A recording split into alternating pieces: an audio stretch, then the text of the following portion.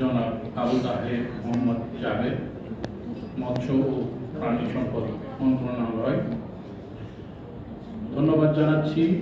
একই সঙ্গে আজকে আপনারা যারা উপস্থিত রয়েছেন, বিশেষ করে কৃষিবিদ, গবেষক, নীতি নির্ধারক এবং সম্মানিত সদস্যগণ, আজকে বাংলাদেশ কৃষক ফেডারেশন, উবিনি, বিএএসডি, বেলা এবং কারিতাস বাংলাদেশের যে প্ল্যাটফর্ম, বাংলাদেশ অ্যাগ্রো ইকোলজি প্ল্যাটফর্মের এই উদ্যোগের সঙ্গে আপনারা মিলিত হয়েছেন। অনেক অনেক ধন্যবাদ, শুভেচ্ছা এবং কৃতজ্ঞতা জ্ঞাপন করছি।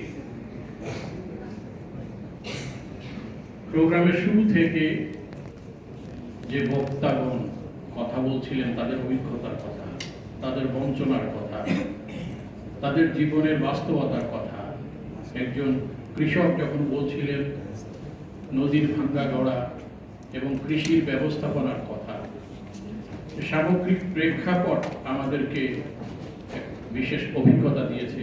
বিশেষ করে বাংলাদেশের 35টি জনপদের যে সম্মানিত সভ্যগণ আমরা আজকে উপস্থিত হয়েছি বাংলাদেশ অ্যাগ্রো ইকোলজি প্ল্যাটফর্মের এই ব্যানারে, আমরা মনে